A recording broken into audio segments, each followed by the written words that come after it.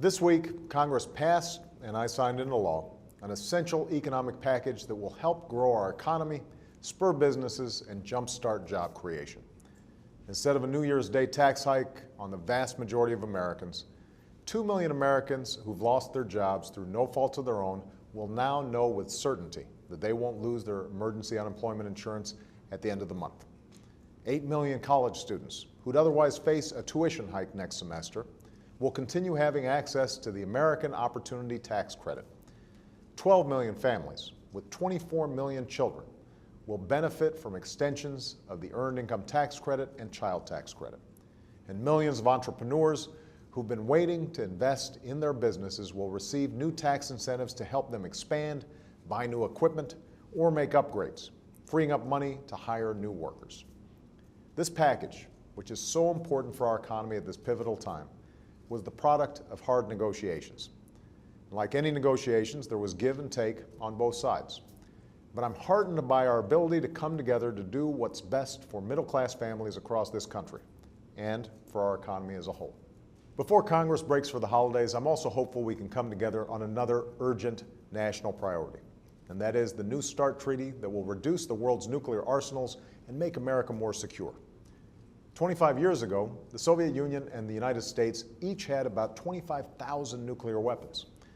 In the decades since, that number has been reduced by over 70%, and we've had on-site inspections of Russian nuclear facilities.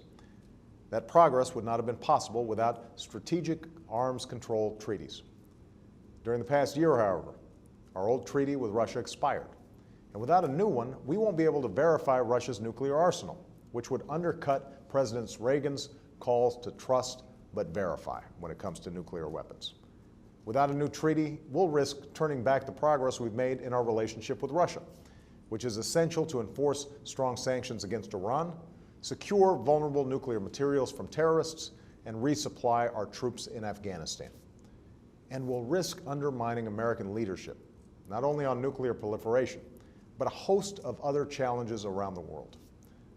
Ratifying a treaty like START isn't about winning a victory for an administration or a political party. It's about the safety and security of the United States of America. That's why this treaty is supported by both Presidents Bill Clinton and George H.W. Bush. That's why it's supported by every living Republican Secretary of State, by our NATO allies, and the leadership of the United States military.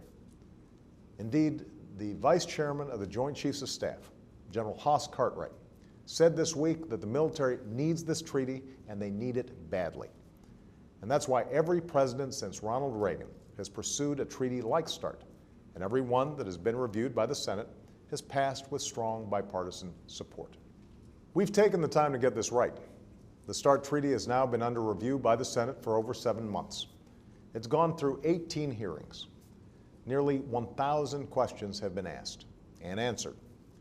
Several Republican senators have come out in support of ratification.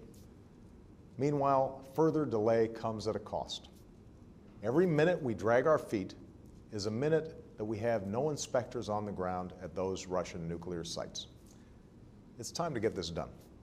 It's time to show the same spirit of common purpose on our security that we showed this week on our economy. It's time to remember the old saying that politics stops at the water's edge. That saying was coined by a Republican senator, Arthur Vandenberg, who partnered with a Democratic president, Harry Truman, to pass landmark national security measures at the dawn of the Cold War. Today, over 60 years later, when we're threatened not only by nuclear weapons, but an array of other dangers, that's a principle we must continue to uphold.